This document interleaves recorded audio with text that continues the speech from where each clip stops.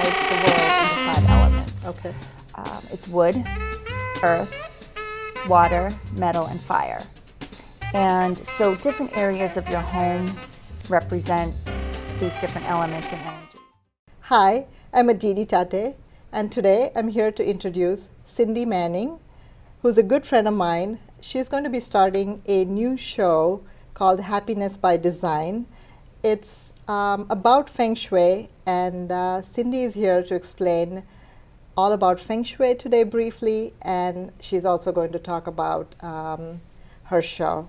So without further ado, I want to introduce Cindy again. Welcome, Cindy. Thanks. Great to be here. Thank you. Thank you for coming. And I've known Cindy for quite a few years now. We used to work together. That's right. And Brandon, your son, Yep. is also a volunteer at Medfield TV. So it's great to have you. Thank you. Yeah, it's great to be here. So Cindy, just I'm going to go right to the point and say, what's Feng Shui? You know, we kind of know what it is. Right. And we all have our sort of versions, but I'm always afraid to ask someone who's an expert. But I'd love to know what it is. Sure. It's Feng Shui literally means wind and water in Chinese. And it's an ancient Chinese philosophy that examines how you place objects in a space, and through placing the object in a space in a certain way, you release certain energies. And in Feng Shui, that energy is called qi. Okay. So you want to have good qi throughout your space. Okay, so tell me what's good qi, Okay. and what creates it? Well, when you sit in a room, you instinctively have a good feeling or a not so good feeling. You're picking up on the energy of the room. You may be just neutral, but for some reason in that room you have a certain feeling. Good qi, you might feel calm and relaxed. The room might make you feel peaceful. You might feel energized in that room and really good and upbeat. For bad qi, you might feel a little depressed, but you're not really sure why. There's a bad energy in the room, or even anxious. You could sit in a room and you're not quite, you weren't anxious before you got there, but you're in there and now you're anxious, and it's all about the energy that flows around you. Okay, so it's not so much that it's just inside you, it's also outside of you, the objects and things around you. Just the energy flow around you affects the energy inside you. Because again, not too many people are thinking about it. You know, they might think, what's wrong because with of me? a problem or anything else that's happening, but it does affect you. It can certainly contribute to emotions. Okay. Yeah, absolutely. And I guess the most important thing is your home. Yes. So what I typically do is I'll go into people's homes, and they'll walk me through, and I'll analyze what I see could be changed a little to help the good qi of the home. Okay. So when you say change, are you talking about objects or objects? It could be where you have certain spaces. It can be colors. It can be artwork. It could be really, and one of the great things about designing through Feng Shui is you don't have to spend a lot of money. Okay. You can use what you have. So you can arrange your home in a way that the energy flows in a positive way. Okay. So I'm going to ask you a question that I didn't, talk to you about before. But let's say you walk into a house and you see something that you think should not be there at all. Do you tell that person, or what do you do? First, I walk through, and I, take notes as I walk through. And once we sit down and chat, I'll mention why something shouldn't particularly be in a certain space. Okay. I never would say, oh, you shouldn't have that there. It's, we would sit down, and if it's, which we'll go into later, if it's a fire object in the metal area of your house, I know this probably sounds weird to people who haven't heard of Feng Shui, but we'll get to those explanations. I'll explain why you shouldn't have that fire element there. Okay. And then it's certainly up to the homeowner to decide if they'd like to move it or not. Okay. I mean, if I had you in my house walk through, my objective would be that, okay, she's telling me, I'm open. So I guess I would be open. For most people who would have you come in, There's always an did- explanation right, why, right, yeah. and I would never. I would always say it in a way that, you know, this is up to you, but this is what may be causing some issues. Okay. Yeah. And for most part, you've seen it work. If they've Yeah. changed that, moved it. Oh yeah. Okay. Yeah. Yeah. Yeah. It's great. And so when we were talking about these objects, so placing artwork, mirrors, any other objects that you want to elaborate on? Right, Water well- elements. Yeah. So there's 5 elements Okay. in Feng Shui. Feng Shui pretty much divides the world into 5 elements. Okay. It's wood, earth, water, metal, and fire. And so different areas of your home represent these different elements and energies. Okay. So, for example, an art piece, so a painting of a landscape would bring in an earth element to the Okay. room. So an earth element represents grounding and stability. So that would bring in that to the room. If you had maybe a mirror, like you said, or a water fountain, that's the water energy, both glass and Okay. the water fountain. And that's going to give you, that represents more of an inspirational spirituality feeling. So that's going to bring in that energy to the room. So different areas you Okay. can put different objects in and will bring in certain energies and colors too. And again, placement of those. And placement of those in the area, in even you can divide your house up into different areas, and you can even divide your room, a particular room, into different areas as well. And what I like to do is for people who have home offices, that's the one room I will divide the room into the areas like the home, because a lot of people spend a lot of their time in there, and it's their career, it's wealth, it's their livelihood. So I like to pay close attention to home offices. Yeah, one thing that I've heard is if you're sitting facing the wall, the desk facing the wall, it's like a mountain in front of you. And so that's not Yes. creative, that's not the flow. Exactly. That's, so I try not to do that when I'm working. I like to have that space and also looking out versus looking at a wall. Exactly. You may be even tempted to put your desk so you're facing your wall because there's a window there, and you might want to look out the window. The problem is if the doorway's behind you, even subconsciously, that's going to give you a feeling of not being secure, vulnerability. And you may not realize you're having that, but you probably would spend a lot of time just kind of doing Yeah. this without even realizing you're Yeah. doing it.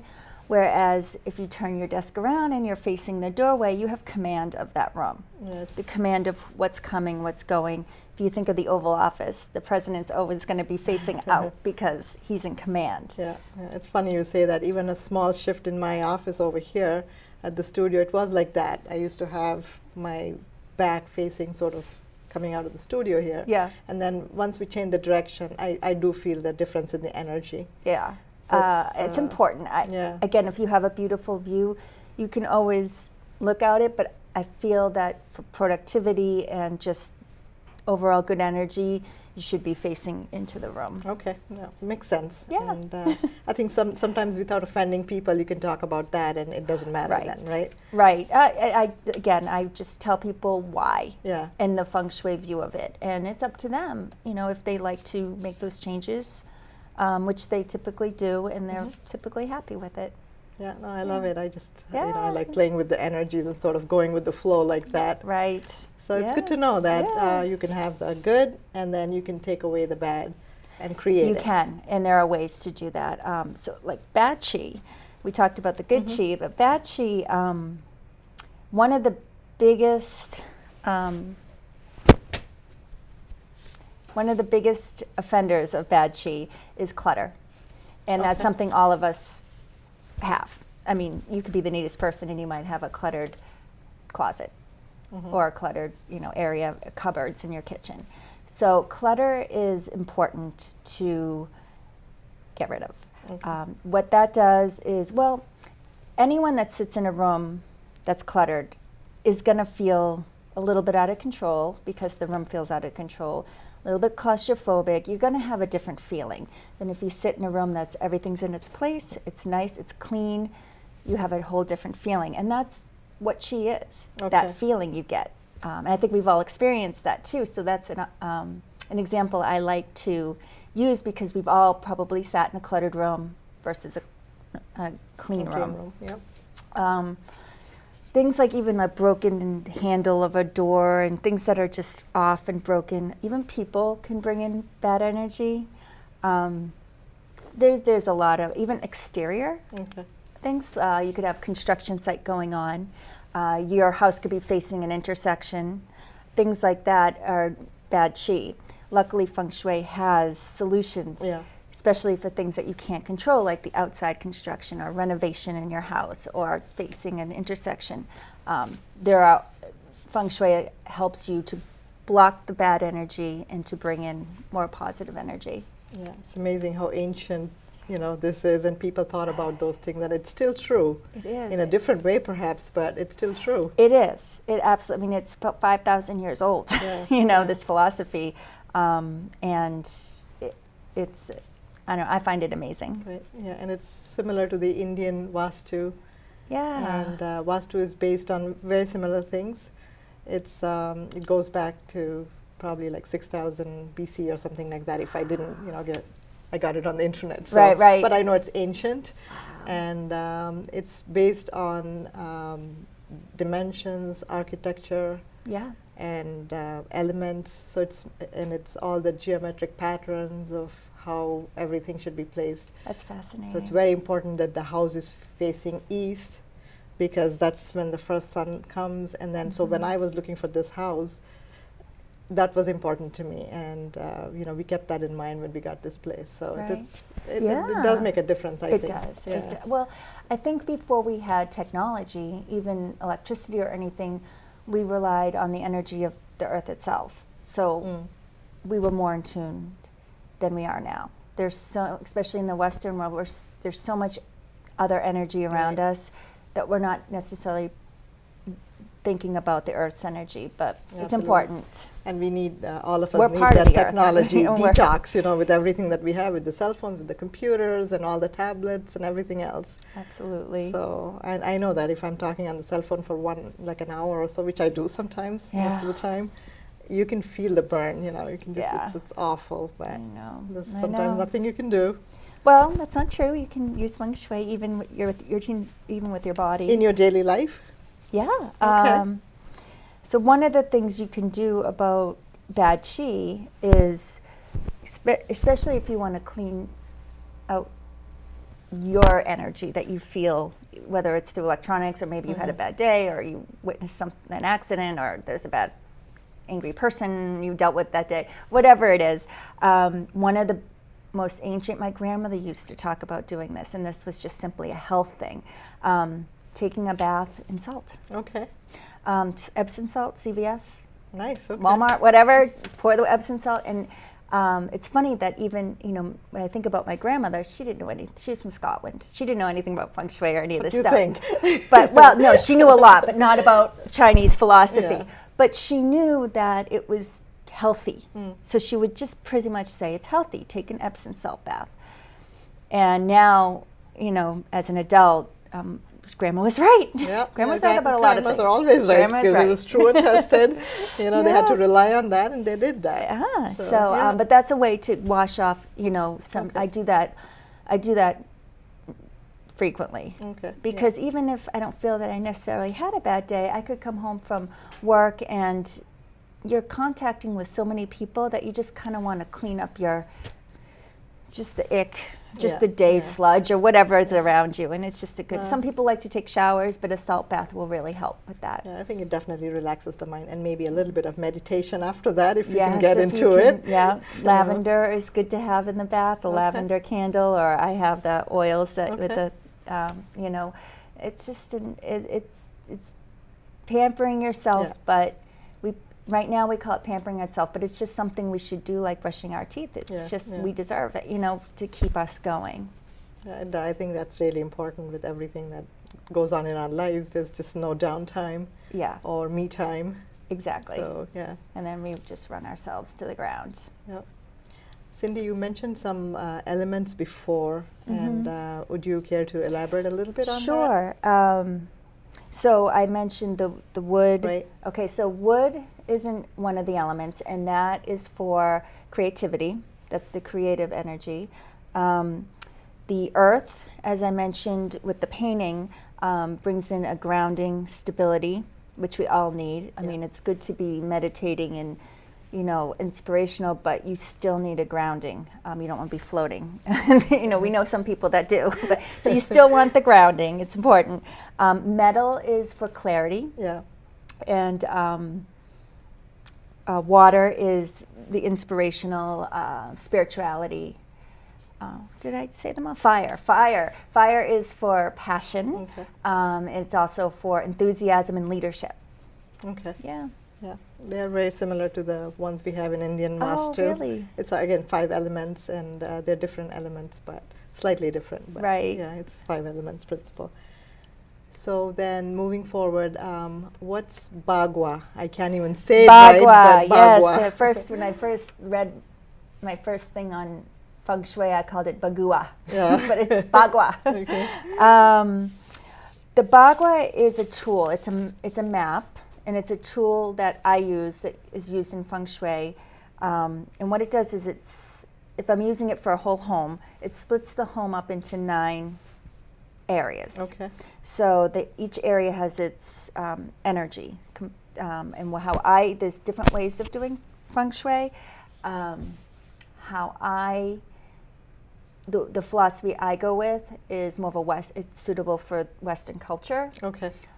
So I take my Bagua map and I start it from the entry.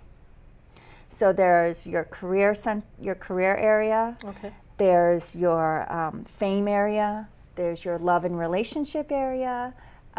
Children and creativity. Helpful people and travel. There's health.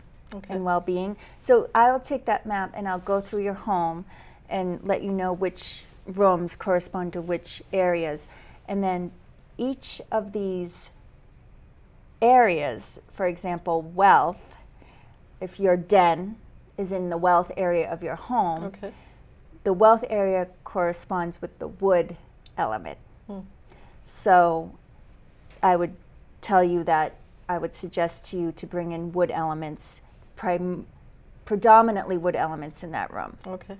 It's nice to have your room balanced with all the elements, but that room should be predominantly wood, and that doesn't mean you have to have all wood furniture, but you can have trees, you can have, there's so many things that represent wood, and I would go through what that is with the client. Okay. I feel good. My den is In the A wood, lot wood, lot so of yeah, wood. yeah, Well, yeah. if it's in that area of the house. So not every den would be wood, but if it's in the wealth area. And, you know, if something is in the fame area, and fame doesn't necessarily have to mean I want to be famous. Mm-hmm. Fame and reputation could mean I want to get noticed in my job, Okay. things like that. And that's the fire.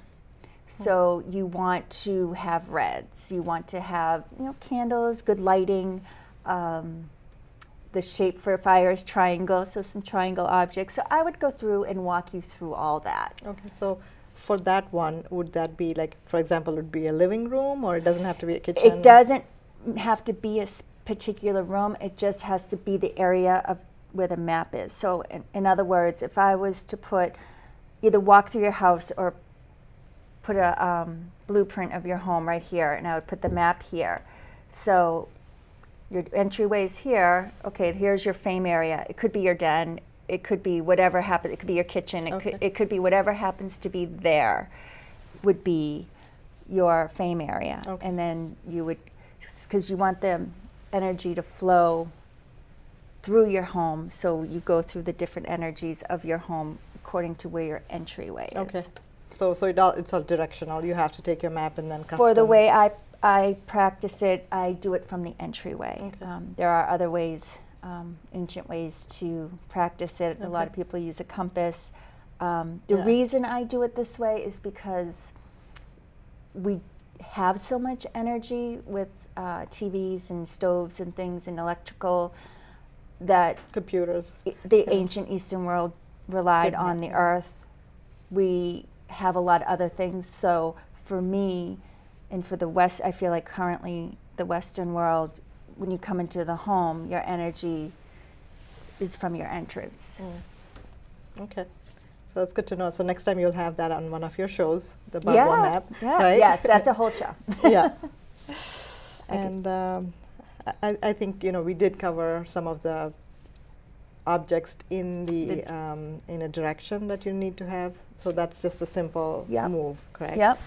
Yeah. I mean, well, like the desk facing out is big. Your bed. You never want you want to sleep so that you have not direct. You never want to be directly in front of your bedroom door, but you want to be able to see your bedroom door. Okay. And what is it with mirrors not being close to your bed or something like that? I don't know if you just heard of it. Or no, mirrors bring, just like if you have a television in your room, one of the suggestions is to cover the TV with a cloth or cover your mirror with a cloth, because the mirror is going to give you a more of a energy, and you want to calm down. So the mirror is going to reflect, and you might not even notice that it's doing anything.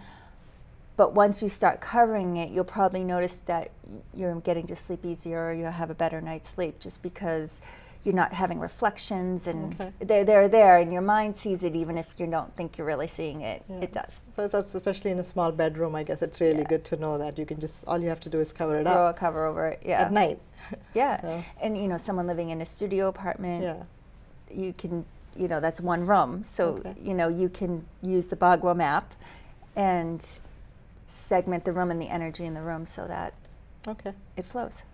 So when you're saying happiness by design and Feng Shui related, what is it that you're, you know, trying to convey? Or we all want our space to feel good. Using Feng Shui allows you to keep positive energy flowing. And when you have positive energy flowing around you, you're going to have positive energy within. So when you have positive energy, the result is happiness. And I feel like everyone's goal is to be happy. And my goal to help people with Feng Shui is so that they can be happy. And happiness is the goal. So that's sort of how you got interested, and that's your journey began? A long time ago, I read a book. I found a book about Feng Shui, and how the energy in the environment is the same energy that runs through us, and I liked that holistic view. So I was a young mother at the time with small children, and I was craving a sense of peace and calm, and I tried some of the techniques, and I found that it worked. So that's how it started. And I know you're still working a full-time job, and you know, I don't know how you find the time to do all this, which is awesome. Because I love it. It energizes you. It does. So it's great, and I think we're looking forward to the shows, and Brandon will be editing the show, so this is awesome. And we're looking forward to it. So thank you. Is there anything else that I may have forgotten to ask you want to mention? No, just I'm excited to share this Feng Shui philosophy with others, because it's helpful, and people can just improve their lives by making a few movements here and there. I just think that's great. Yeah, I think it's awesome. I believe in it. So good. You know, anything to make you happy, make you a better person, small shifts, I think it's all good. So, and if you have any questions, you have a website? Yes, my website is fengshuiair@gmail.com. Okay, and so viewers audience can send you any questions, and you'll do your best to answer that. Of course. Okay. Yes. Cindy, thank you for coming. Thank you. And enlightening us on Feng Shui and Bagua and everything else that you said. My pleasure. And good luck with the new show. I'm looking forward to it. Thank you very much. And thank you for watching Medfield TV. Thank you for watching the community shows. Good night.